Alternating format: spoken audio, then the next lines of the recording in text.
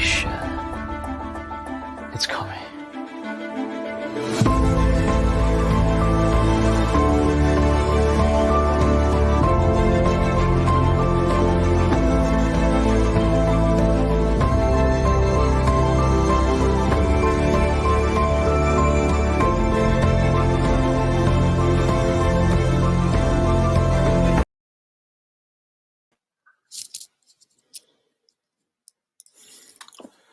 Well, just keeps getting crazier and crazier, guys. Hence the title this week. We got people jumping out of buildings, right? Never a dull moment here. Right? That was I think over the weekend, but we do this Thursday, so a little bit late, kind of old news, but still relevant. It's still relevant, especially. I mean, the story behind that's just crazy. Like all the stuff. I mean, and economically, guys, don't worry. Things are still going haywire. Across the seas and in the States. The more things change and the more the weeks go by, the more they stay the same. But not PBY. GME had a good day today. I see the green in the background. Yep, got my green light on. I put our names as green today. I was just talking to Robbie backstage in the green room. Thought it would be because we used to have blue names, and I thought when the market's green, we should have green names, and when it's red, we should change it to red. A little bit of blue is not really relevant to what we're talking about. No. Well, I mean, we like green days. You make money. Red days, absolutely. Not so much. I mean, a lot of there's just so much going on. We were talking about it this morning. It's almost too much. I mean, there's the stuff with BBNY, there's stuff with GME, there's stuff Europe is still a powder keg right now. United States, Jay Powell coming out today. Market job owning all over the place. I mean, down 200, up 200. I don't know about you. It was a weird chart today. It was a very weird chart today. I mean, he came out and said he wanted to, keep fighting inflation, and then the market cracked about, job owned about 200 points to the downside, and then it just gradually kept going up, and it's been a wild week. Yesterday it was up 400 on nothing, and it's just. Well, today I follow a couple different traders on Twitter. And I saw people were freaking out about SPY, and I pulled it up. It was down 1%, like really quick, right around noon, and then it just recovered. Yeah, I guess Jay Powell made his statement about inflation, and then the ECB was surprisingly hawkish as well. They European Central Bank, because they raised rates today by 0.75, and then they made a very hawkish statement at I think it was around noon, to be perfectly honest. And a lot of people weren't expecting that because, and they're firmly committed now to, dealing with inflation. I mean, for God's sakes, the new Prime Minister of freaking Great Britain came out and said yesterday they're going to reintroduce fracking. I mean, I saw that. I mean, if you have that in your freaking rando, proclamations on Thursday at minus 800 or plus 800, your bingo card. Yeah, good for you. Smarter person than I. So they went back on their fracking ban, and I saw within 2 weeks we should see some proposals to get started. Yeah, it's they're ready to go. I know. I mean, yeah, but everyone's ready to go. GME today. They had that big acquisition today. I mean, BBNY is. Stuff's moving with them. I mean, they were down, I think it was 20%, and then all of a sudden they're up 15%. I mean, there's just... Right. They gained yesterday all day, and then again today. Yeah. I mean, it's just... No news came out for Bed Bath & Beyond. I know. I don't know. I was thinking yesterday, because GameStop was down before their earnings, I was thinking that because... the other meme stocks in this basket were trading on a way different chart. Usually GameStop's following an AMC, a Bed Bath & Beyond, a COS, something like that, and did not have the same chart yesterday. I thought maybe it got taken out of that meme basket. I don't think so. No, I don't think so either. I mean, and then to add, to the cauldron here, I mean, the 10-year bond yield has just gone nuts. Yeah, that's up to like I think it was 3 something today, 330 at least. Let me just get it. Yeah, 331. I mean, that's approaching not all time high, but I mean, that's approaching definitely a year high. The housing is just, I mean, honestly, it's like, where do you start? It's only an hour show. I mean, yeah, to kind of reference the title here, I mean, it is obviously pretty tragic that the Bed Bath & Beyond CFO, jumped out of a building due to. That's Gustavo Arnal. I haven't seen his name in a whole lot of articles, but that was his name. Rest in peace. Yeah, that's definitely rest in peace on that one. Being an accountant myself, I don't think CFOs in general are very happy with their work-life balance. I think there's a lot of pressure, especially at a big company, a publicly traded company, to perform, having some debt issues, guys under a lot of pressure.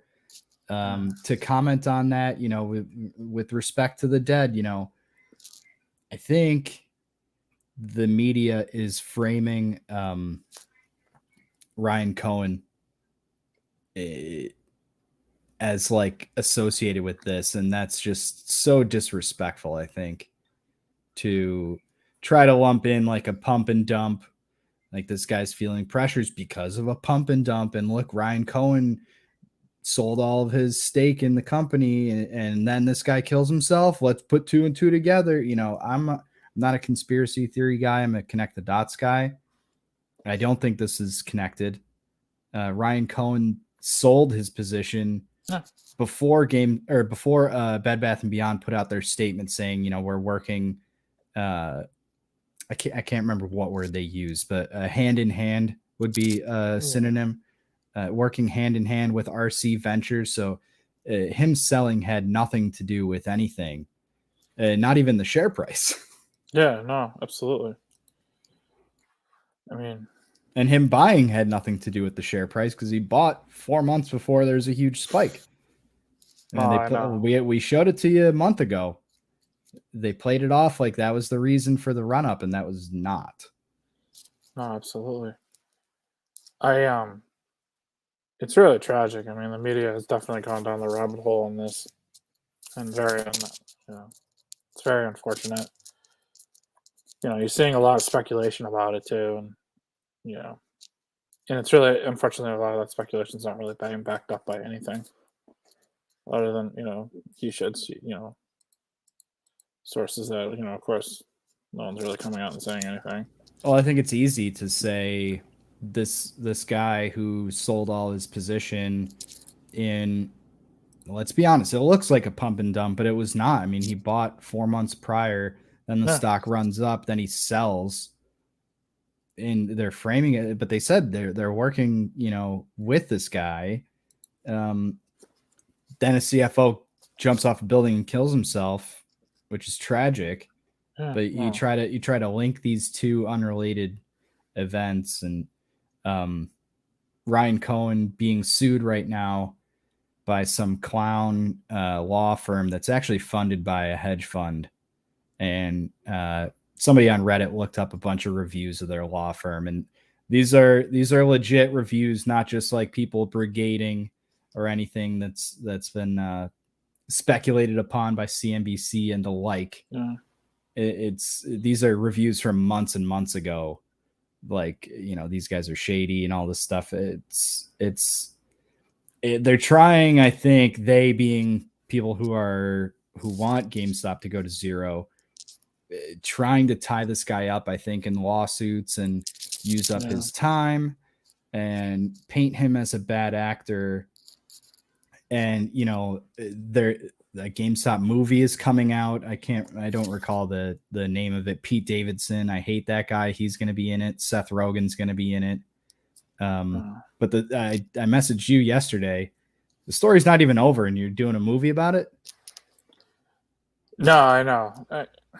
Like, this is the part of the movie where everything looks like the hedge funds are going to lose, and their last ditch effort is to make Ryan Cohen look like the bad guy, so he's not in the public light. No, I know. So he has to go in hiding or be off social media. Remember my 741 little tinfoil for you. We're only expecting one tweet in the month of September.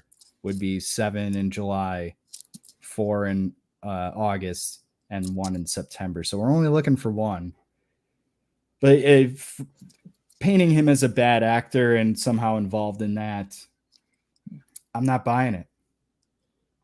No, I don't think. Especially from some shady law firm. No, I mean, no doubt in my mind that he beats this.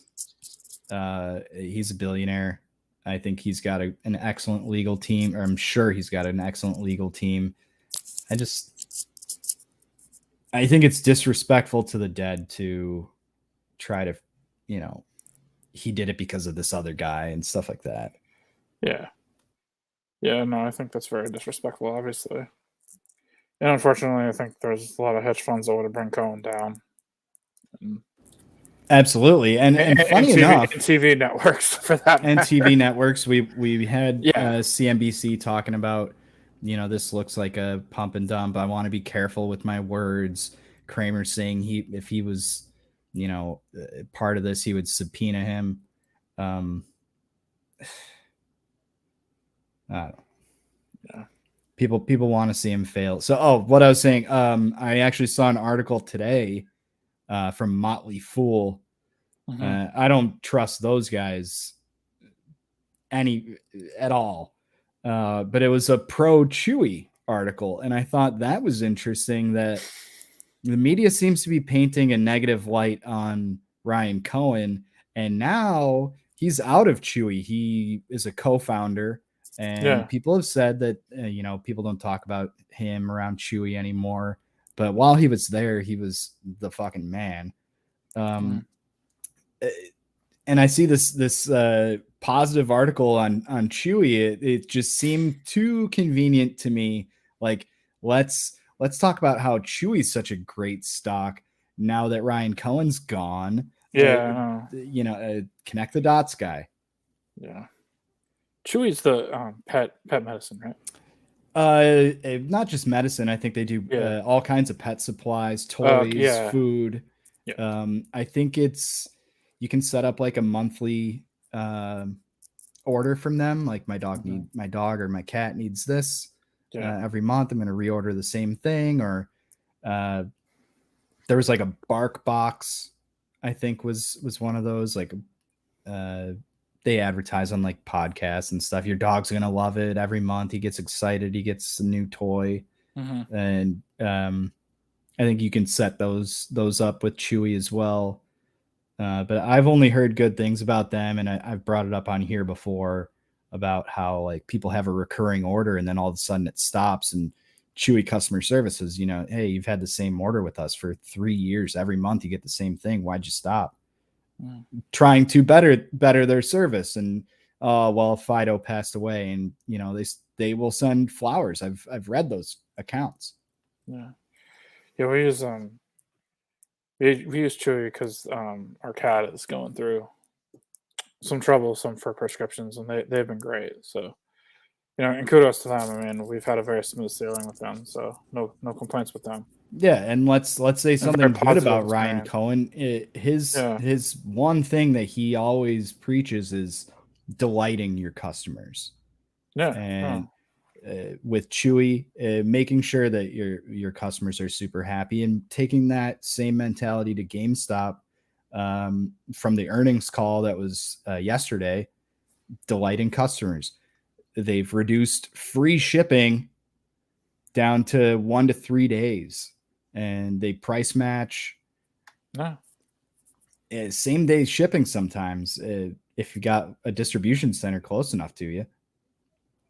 No, that's key, especially now. I mean, losing money for a little bit to get that repeat customer.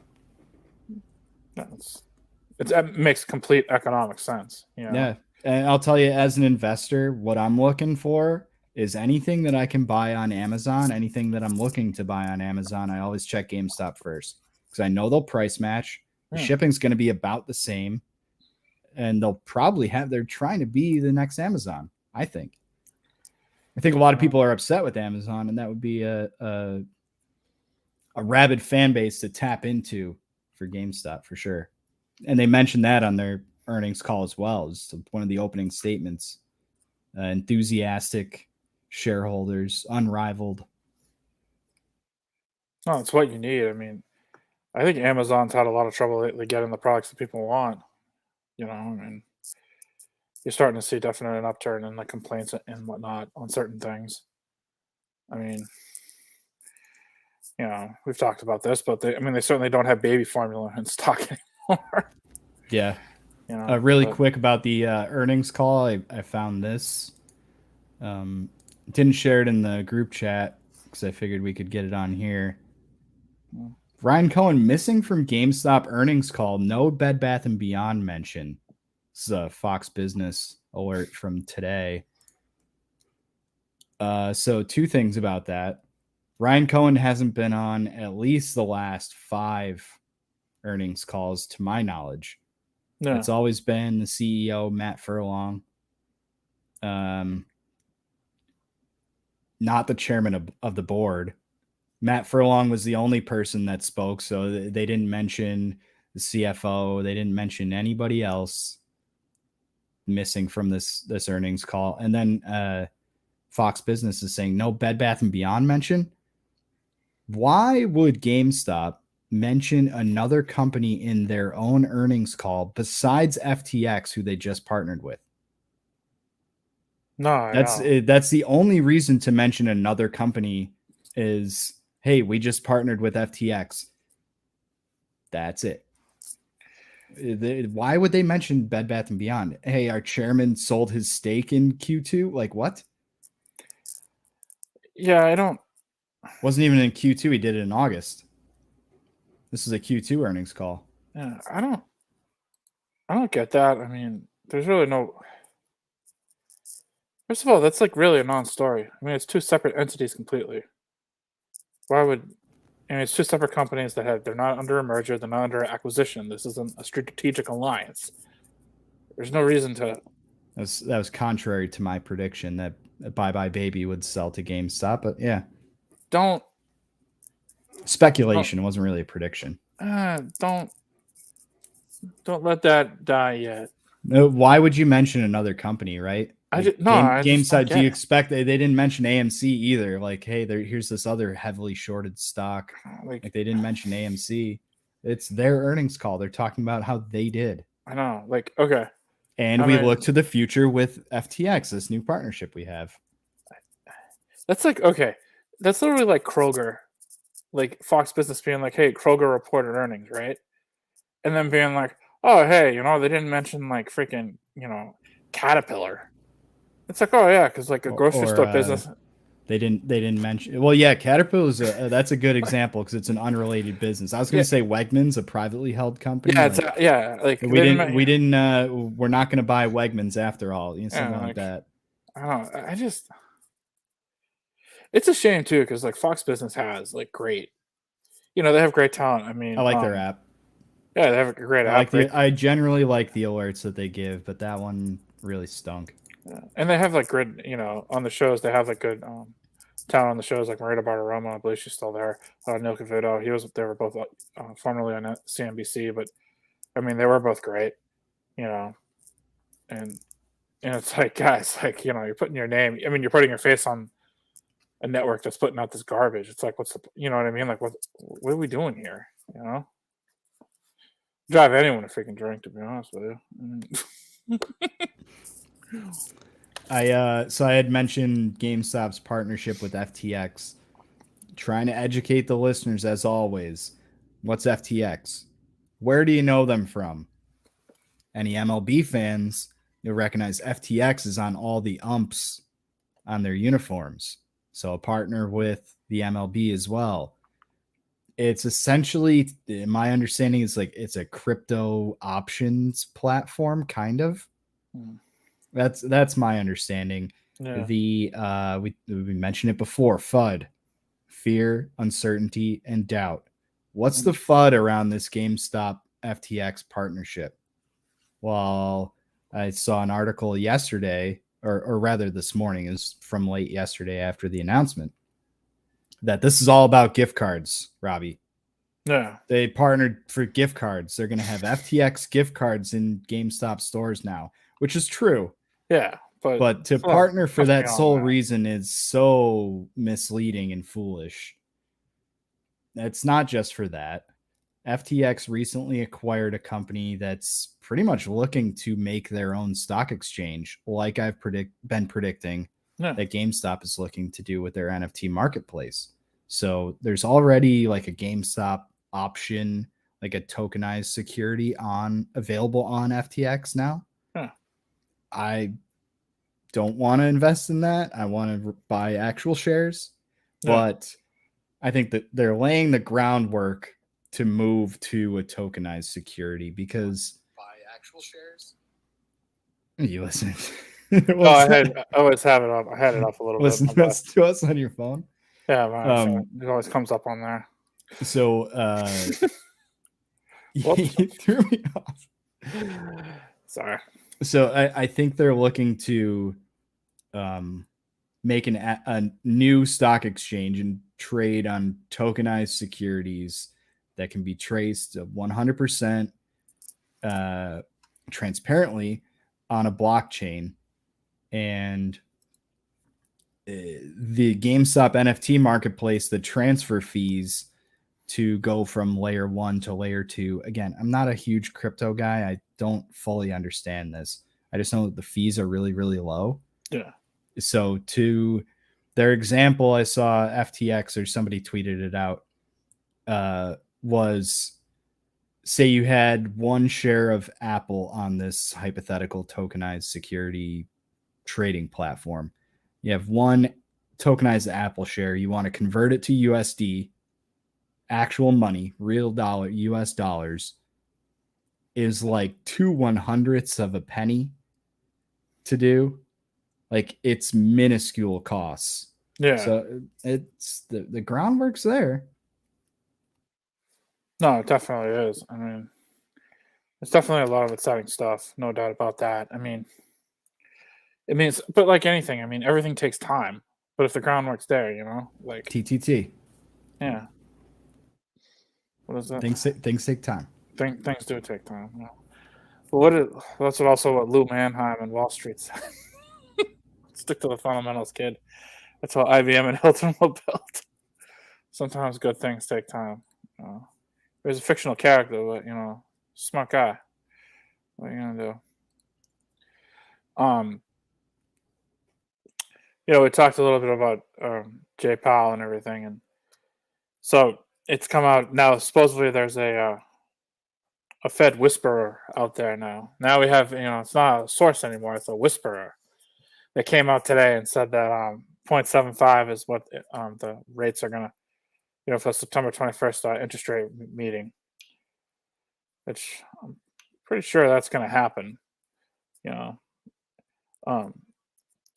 So obviously the economy is going to slow further. In the Bank of Canada and ECB, they're raising it up 0.75 and whatnot. So, is it this guy Nick Timiraos? Is he the Wall Street Journal? Yeah. Yeah, the Fed whisperer. That's what someone said it. Like, I saw him. I saw that link to a bunch of things. Did he tweet that out that he's the Fed whisperer or something like that? His name came up in 2 search results. Correspondent for Wall Street Journal, based in Washington, responsible for covering. I mean, it kind of looks like a Fed whisperer. I mean, that's one if I've ever seen one. You know what I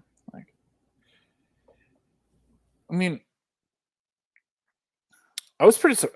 If my prediction comes true, that's great. Feather in my cap, I guess. But I was pretty surprised the Bank of Canada did 0.75 and the ECB. The ECB has been really probably, I'd say, behind the 8 ball in this and whatnot. And Bank of Canada, they had 0.75 I think it was last year or last month, whatever.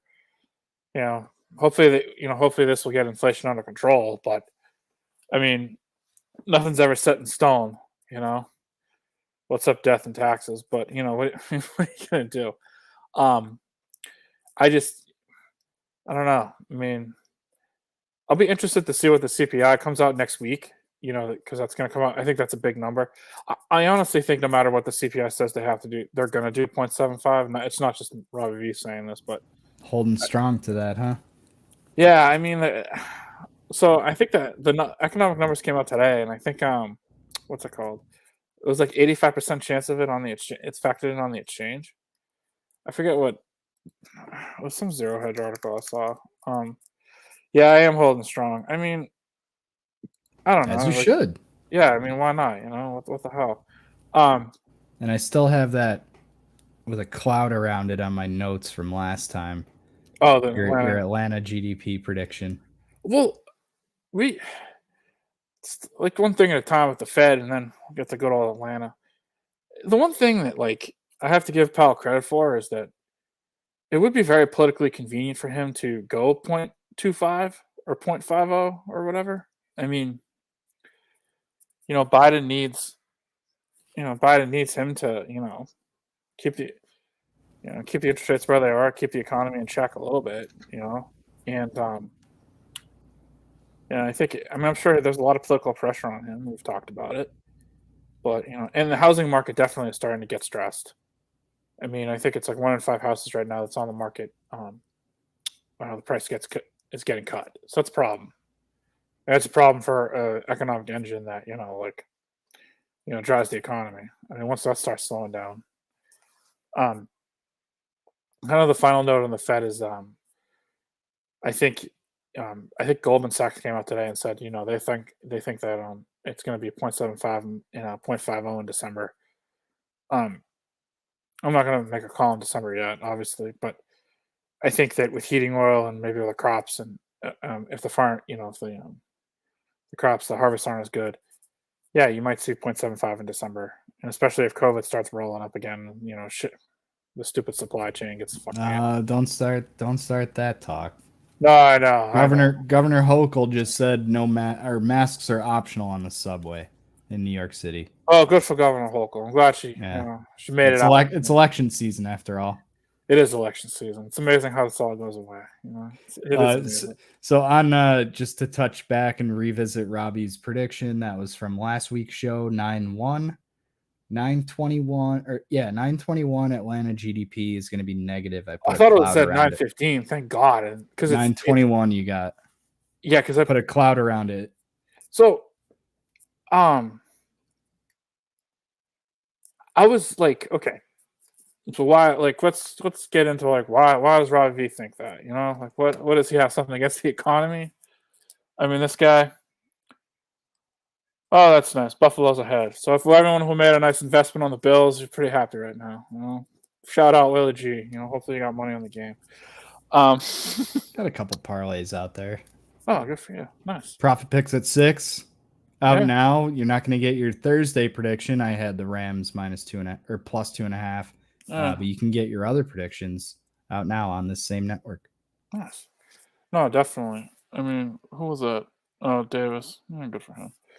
Anyway, so why do I think the real Atlanta GDP is going to be negative? Gabriel Davis +160 anytime touchdown scorer was out there. Nice. Sorry. No, that's important. Hey, you can invest that money. So what's the cause of this? So Robbie, what are we doing here? Reason why I think it's going to go negative is because we're bringing in all of August. Now we're getting August data now that we're in September. Now, all during August, over in Europe and over in other parts of the world, due to energy costs, basically, factories and whatnot we're going down.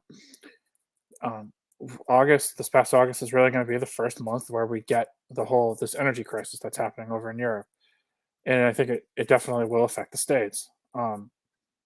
Service sector right now is ISM is at 44. That's a contraction.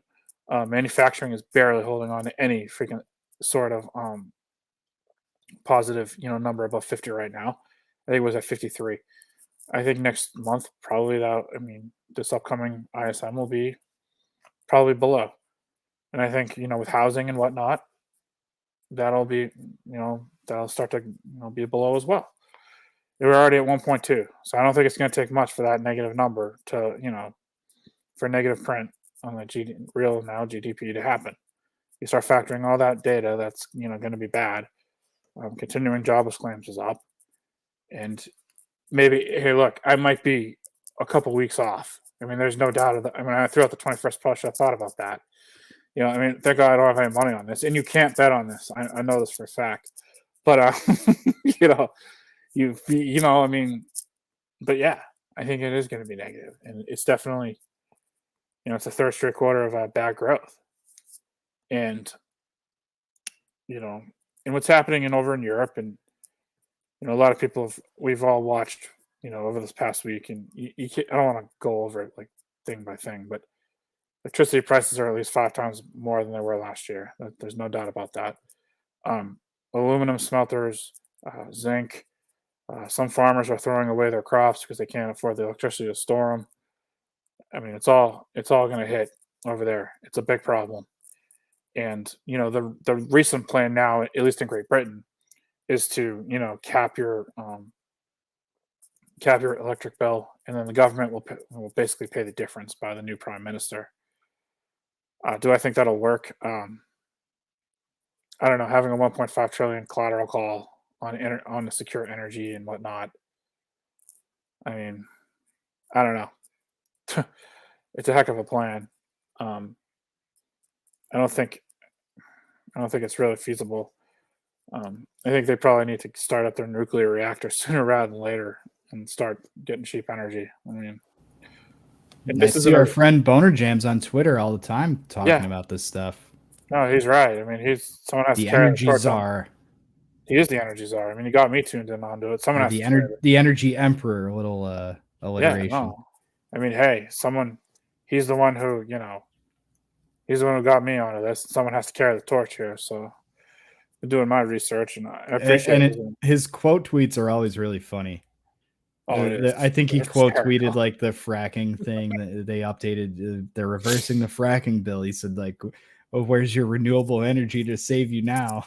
Something like that. Yeah, no, I know. I mean, I think the average. I mean, at one point, like it was like 1,000, euros for a megawatt. And I know the prices have come down, and and natural gas is, but it's still. I mean, the impacts in winter are going to be ridiculous. And to kind of put Switzerland. Switzerland's looking at Finland, yeah, potentially jailing citizens for heating their homes over a set temperature, 19 degrees Celsius. For our non-Canadian viewers, that's 66 degrees Fahrenheit. Imagine having your home 66 in the winter time. No thanks. Yeah, it's not something I would definitely look forward to. No, and I think basically to put a bow in it, I think the real GDP, by the 21st is going to be negative. I mean, it didn't take much. It's at -1. It's at 1.2 right now. You're going to have another 2 weeks of economic data by the time. We'll see. I still stand by the Fed prediction. There's so many moving parts. I mean, you look at what's going on in the bonds right now. I mean, the 10-year is just on a tear. There's many people who think it's going to go to 4%. I'm not willing to put a prediction on that. I don't know enough about the bond market, but housing. I mean, I don't think housing is going to take a steep decline, and it's going to happen. It's definitely going to happen sooner rather than later. I don't think that like we're gonna, it's gonna be like 1 month, but yeah, I mean, late this year and next year is gonna be pretty rough, but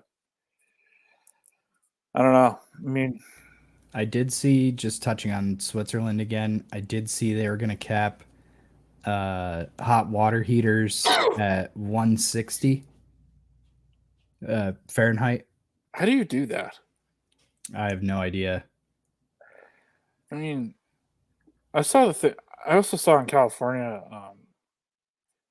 and with the whole thing about like, Newsom got on Twitter and was like, hey, like set your AC to like 78 or something, and like, don't charge our electric car. I mean, there's only 12% in cars in California are electric, and I mean, God forbid if that heat wave hit and it was like 50% of the cars were electric, like would we have like rolling blackouts all throughout, like, the San Diego and Los Angeles? I don't know. I saw something on Twitter. I mean, of course, these can be staged, but somebody charging their Tesla with California plates with a gas generator.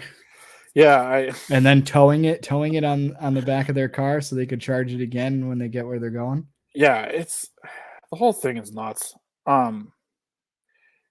That's 2035. They want to ban the sale of gasoline-powered vehicles in California. No, it's insane. I think the one thing that really hasn't gotten much play, but it probably will once the election's over, is, the price of oil right now, has been on a steady decline and a lot of people think, because of the recession that we're in, and because of, foreign demand and whatnot. I'm really concerned what's going to happen to oil when the releases from the strategic oil petroleum reserves stop happening. Like, what's going to happen to the price? And also, too, the sanctions get lifted. I think it's in December, Europe, and where they can't buy any Russian crude at all. So what's going to happen to the price of oil? There's a lot of Goldman Sachs analysts who are buying calls and other people and whatnot. So, I think it was $120, $130 barrel calls, and it's going to be really interesting to see everything that happens after all these things shake out. I don't know. I wouldn't. If you really want like a honest, like, I would probably an honest assessment of what to do. I'd probably just strap in for a heck of a little bit of a bumpy winter. I don't think that's being ridiculous. Save your money. Yeah. And by the way, there's no firewood in Germany, so that's great. Thank God I don't live there. Sorry, listeners, if anyone's from Germany, my bad. But I need to buy some firewood. Hey, man. I don't know. I had a couple clips for today, roping it back to GameStop and related news. So I found this clip of Ken Griffin. I talk about Citadel all the time and how they're a market maker. They were based in Chicago. They moved. Watch this clip of Ken Griffin. He's talking about alpha and trying to educate the viewers. Mm-hmm. What is alpha in regards to trading stocks? Alpha is the excess return of an investment relative to the return of a benchmark index. So pay attention to what he's saying. Oh, we lost Robbie V. I'm going to give him a second before I play this clip. But I want you to watch. Here we go. And he's back. Yeah. So didn't miss much. So in watching this clip, two things to pay attention to. Number one, how much of a psychopath he looks like when he's speaking.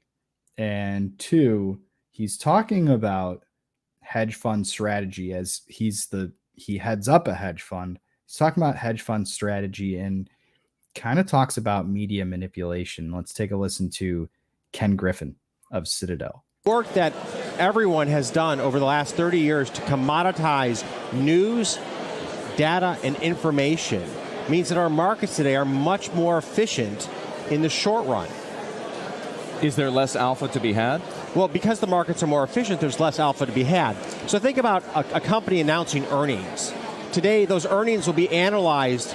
People will have preemptively decided, if the company is going to announce this, here's what we're going to do. So that literally within seconds of the earnings announcement, you're already seeing the stock price move and adjust to where it should be to reflect all the news that we have. Now take an interquarter period where you're looking at that data that comes from consumer credit cards, for example, giving you insights into how the quarter is evolving. All these dynamics are making the markets more efficient, more fair, but for the industry, for all active managers, it's reducing the amount of alpha that's available to us as a community. So that's billionaire Ken Griffin of Citadel LLC. He's got that billionaire stare when he's talking to you, like he's locked in, right? Yeah, I mean, He looks like a creep. And I did find this other clip of another Kenny G, the real Kenny G. And I also have a message for that troublemaker from Chicago. You know who I'm talking about, Mr. Griffin. Let me tell you something. There's only one Kenny G, and it ain't you. Okay? Remember that. He plays the saxophone after that. Somebody bought a cameo from Kenny G to call out Ken Griffin. I thought that was fantastic. I just don't want to get in trouble with the music too bad. So he does play the saxophone. You can find that on the GameStop Memes YouTube page. I thought that was a fun one. Oh, man.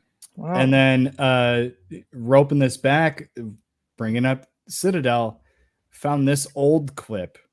This is Dennis Kelleher in a House of Representatives meeting talking about how Citadel is too big to fail. He mentions how big they are and how many trades they actually handle. Let's listen to Dennis Kelleher talking about the SEC as well. SEC should not exclude companies like Citadel from Regulation SC. Sorry, one more thing. It's set to music, but it's the full clip that we want. Just there is some music added for dramatic effect. SEC should not exclude companies like Citadel from Regulation SCI, which is supposed to have resilient infrastructure. And the SEC inexplicably excluded broker-dealers like Citadel from that regulation and those requirements. So there's a risk on the infrastructure side, and there's a risk on the systemic institution side. For anybody to say, if Citadel shut down today, even for a day, that means 26% of all U.S. equities volume in 8,900 listed securities would stop. It executes 47% of all U.S. listed retail volume. It represents 99% of the traded volume of 3,000 listed options. To say that the system would work perfectly fine if all had evaporated today and competitors would come into the market, that may ultimately happen, but until it ultimately happens, you're going to have a systemic event. And to deny that is to deny reality. Thank you, gentlemen. Time has expired. I now happily. So if Citadel were to go down, to say that competitors are going to be able to step in, it's foolish, he's saying. 99% of options trades for what, 3,000 plus tickers, 47% of retail trades.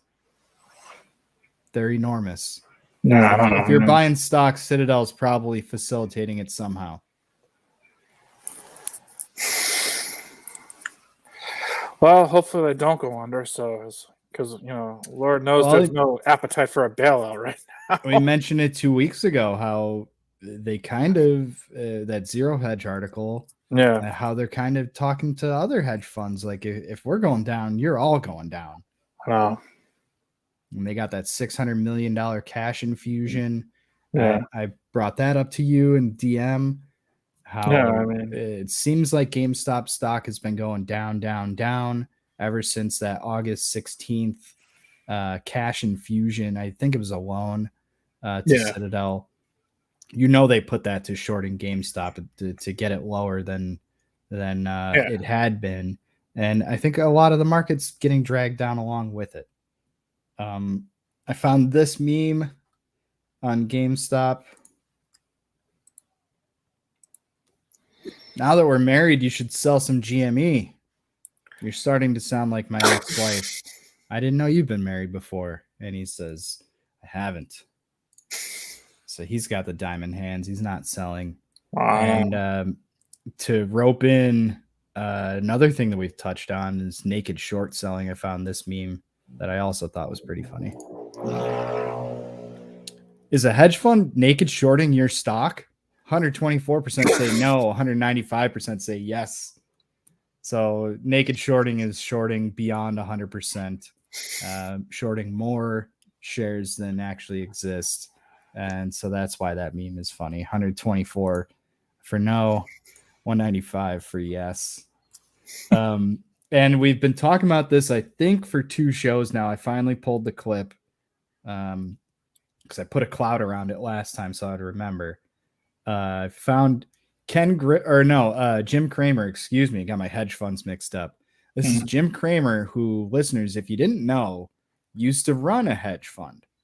And here's an old clip that was not televised, but is widely available. There's plenty of different cuts from this. It was a long interview that he did. And you can tell by his hair and their dress how old this is. But this is him describing how he ran a hedge fund, particularly as a short seller. Some of his strategies. A lot of times when I was short at my hedge fund and I was positioned short, meaning I needed it down, I would create a level of activity beforehand that could drive the futures. It doesn't take much money. Similarly, if I were long and I would want to make things a little bit rosy, I would go in and take a bunch of stocks and make sure that they're higher. And maybe commit $5 million in capital to do it, and I could affect it. What you're seeing now is it probably is bigger market now. Maybe you need $10 million in capital to knock this stuff down, but it's a fun game and it's a lucrative game, and you can move it up and then fade it. That's often creates a very negative feel. So let's say you take a longer term view intraday, and you say, listen, I'm going to boost the futures, and then when the real sellers come in, real market comes in, they're going to knock it down. That's going to create a negative view. That's a strategy very worth doing when you're valued on a day-to-day basis. And I would encourage anyone who's in the hedge fund game to do it because it's legal, right? And it is a very quick way to make money and very satisfying. Okay. By the way, no one else in the world would ever admit that, but I can care. That's right, and you can say that here. I can't. I'm not going to say it on TV. Ooh, let that last part slip out. Yeah, video lives on, Jimmy. I know. YouTube is forever, buddy. And you know what he's talking about is media manipulation. Yeah. I sound like a crazy conspiracy theorist, but to think that these hedge funds with hundreds of millions of dollars, billions of dollars in assets under management are not paying Motley Fool, Market Watch, pick CNBC, pick one. Yeah, no, exactly. To think that they're not paying these sites for, hey, write something negative. Don't write anything good about GameStop. Definitely write something bad. Write something good about Chewy now that Ryan Cohen's gone. We need to frame a negative light on him. Let's frame something. Why not to buy GameStop? That's all I hear when I hear that clip. But I'm glad I finally got it. We've been clamoring for it for weeks now. That's a huge one. Jim Cramer, how he ran a hedge fund. And speaking of reasons to buy GameStop, we got an update yesterday on the earnings call. So they're definitely not required to do this, but GameStop once again gave out their directly registered share count in the earnings call. And that was probably the most anticipated for the apes, I guess I would call myself one. But this gang of investors that are just rabid fans of the company, were really looking for that number because GameStop has access. They can see who has directly registered shares with their company. They have that whole ledger. Yeah. So those numbers came out yesterday. 71.3 million shares have been directly registered as of the end of July, or as of July 30th, I think it is. Oh, wow. That's up from, of course, Q1 was pre-split. So it was like 12 or something million converted to 50.8 post split. It would be.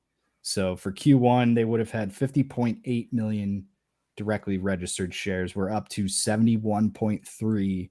So another quarter goes by where directly registered shares have increased and not decreased. So nobody's selling. People are just directly not just buying more, they're buying more and directly registering more at a crazy rate. That's equal to about 6% of the entire float per quarter. That 71.3 represents about 23% of the outstanding shares. And if we check out our friends at computershared.net, this is current data. So that's 71.3. You see this 81 here. HTP, what the heck? Like, that's, how did it jump 10 million in a day? It didn't. So this is that 71.3 is as of July 30th. We're now on September 8th. This is as of yesterday. So 81.8 based on the Reddit bot. And it's been largely very, very accurate. So, I mean, if you think in about a month and a half, another 10 million shares. Yeah. That tracks with 50.8 to 71 in 3 months. That tracks. So it's been pretty darn accurate. And those are official numbers from GameStop, 71.3. So we're closing in. This is 26.9% of the outstanding float or outstanding shares. So we're trying to close this gap. And then ultimately the entire thing, because it's my suspicion that there's more shares outstanding than have actually been issued. Back to naked shorting. Yeah. Naked shorting. It's a quantifiable number and it's unprecedented.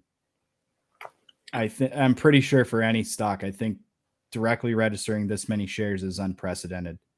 And what it take? Go ahead. No, I think a lot of people are, have read the various articles and are afraid that their shares are getting loaned out and they don't even know it. That, and it's interesting that no one's really reporting on those directly registered share numbers. I saw an article from Benzinga that talked about it. Not a Market Watch, not a CNBC. I think that should have been all over CNBC today. No. Like, holy crap, 20 plus million shares were directly registered in a quarter. I think people are waking up. And that's it goes back to what I've been saying. You drop the price too low, everybody's just going to buy it up.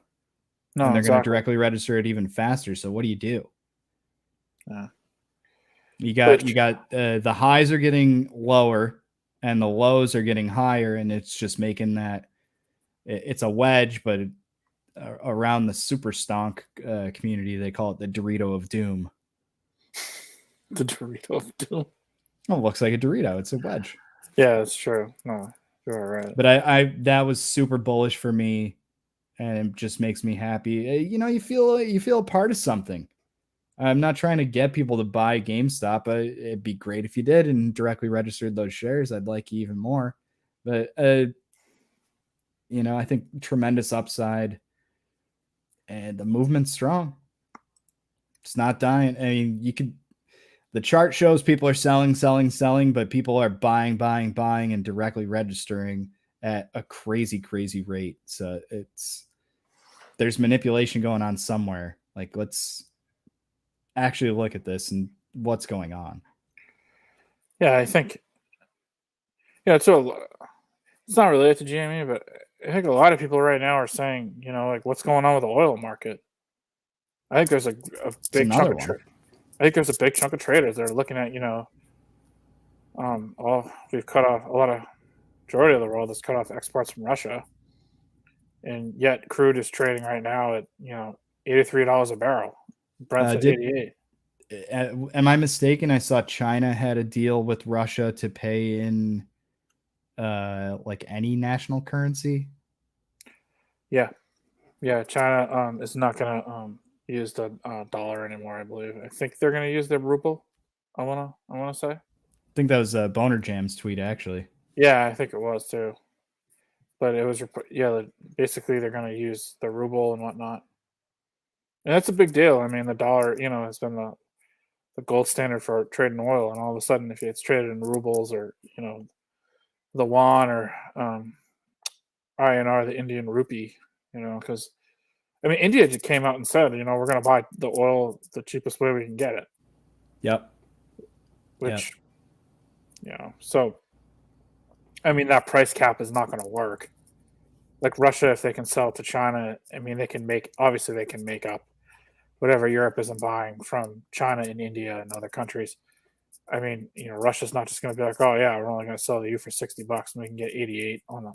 Like, give me a break. Like, that's never going to work. I think a lot of the so-called solutions to or sanctions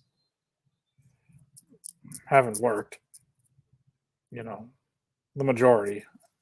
I mean, I know there was something that came out the other day that Russia's trying to buy weapons from North Korea or whatever, or bullets or something, and maybe it's working in that capacity. But monetarily, economically, I don't think it's having the effect that people want it to. But it's it's going to get cold soon, so we're going to see what's really going to work. Still got a little bit of summer. Summer's not till the end of September, technically. Yeah, that's true. But the end of summer is until the end of September. Yeah, but we're gonna see quick how what happens in October, and especially after the election. I don't know. You got to watch that stuff. You got to keep in mind election seasons. It's here. Yeah, it is. It is. I mean, starting to see the political ads like every day now. Which is interesting. But I don't know. I mean, do I look? I guess like my updates on my predictions. Do I think that Atlanta GDP is going to be negative? Absolutely. By the 21st, there's market down. Like what? Let's just go out on a ledge here. Is Jay Powell going to raise by 0.75? Yep, definitely believe that. Do I have any new predictions? No, not at all. If I'm hitting the F5 key, should I really be having new predictions? Absolutely not. Absolutely not, folks. I guess like kind of going into the winter. I mean, there's so much exciting stuff, and there's so much to follow. It's an extraordinary time.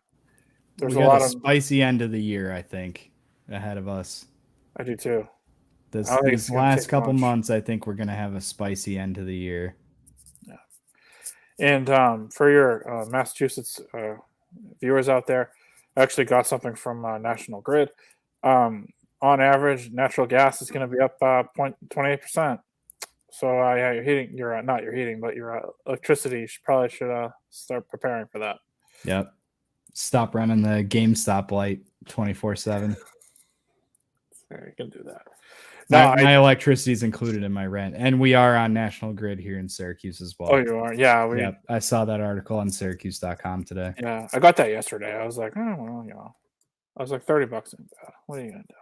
At least I think it's that. I'm not sure. What are you gonna do to heat your home? That's what you're gonna do. Yeah, pretty much. Yeah, I mean that's really good call. I mean, I got baby Victoria. I mean, baby Victoria's official position on heating the home is it's a good call. Her also other official position is she likes going to the farm. I mean, she's pissed off that the ice cream costs keep going up. No, she's not. It's more her dad, but whatever. We're kind of bumping up against the hour. Do you have anything? Well, do you have anything in addition, or? It's tough to do predictions just because, I mean, Bed Bath & Beyond up the last 2 days on no news. I mean, what is 7% on no news? I think it was up 10% pre-market and stuff, like, because GameStop's reporting earnings. These other stocks are moving as well, completely unrelated. I'm not positive if Bed Bath & Beyond trades in that retail ETF like GameStop does. That's XRT, the ticker, if you want to watch that. But had a very similar chart to GameStop today. And you don't know this, but I speculate that GameStop shares that reside in that retail ETF are being shorted or swapped in some way to drive the price down further. That's all I got on GameStop. Bullish. I like the earnings. I'm glad they gave us DRS numbers again. They don't have to. No, they don't. It's just something they started doing, and it almost drives that rabid fan base. Like, look how good we're doing. And it's, this is a bunch of gamers too that are like, I need the highest score. Like, that sounds like such a arcade game, like joystick and buttons kind of, I need the highest score. But I mean, that's what it is. No, you got a bunch of gamers that are holding this stock, and they're like, I've spent 10 years playing World of Warcraft or plus whatever. This is nothing to me holding this stock. So I saw some math that was at this rate. If we kept directly registering shares, we would have 100% of the float locked up by this time, October 2024 was the timeline. It was like 25 months. Yeah, at this rate, things change and things. No, change. they do. They definitely. I don't. The important thing month to month or quarter to quarter with these announcements of how many directly registered shares there are is it's not declining. We haven't seen a quarter where it's declined. It's always increasing. So the price going down just doesn't make sense if we're directly registering 20 million shares, almost 21 million shares in 3 months. No. I mean, that's one of the biggest bullish signs you can get on a stock is when people are doing that. People are not only buying it, they're directly registering it, so it cannot be shorted. Yeah, no, absolutely. What a world. It is a crazy world out there. Let's close out with this one. R.I.P. Gustavo Arnall, CFO, former CFO of Bed Bath & Beyond. Let's just say his name one more time. I honestly didn't see his name. It's all Bed Bath & Beyond CFO. I don't see a lot of his name, Gustavo Arnall in the article headline. So just want to acknowledge that. The guy was probably under a lot of pressure. You don't know what's going on at home. No, you don't. No. Maybe he had crazy gambling debts. I don't know. You never know. To link Ryan Cohen to this guy jumping off a building is, I think, so disrespectful. Anything. I mean, mental health and stuff, like, could be anything. No, it definitely could be anything. No. And I'm sure, as of many things, the truth will come out in time. Something. And you hope, Or it won't. It'll just get buried like Jeffrey Epstein's Black Book. Looking at you, FBI. That's good. Yeah. One final message to the viewers. Don't forget to pump it up. You got to pump it up, don't you know? Pump it up. You got to pump it up, don't you know? Pump it up. You got to pump it up, don't you know? Pump it up.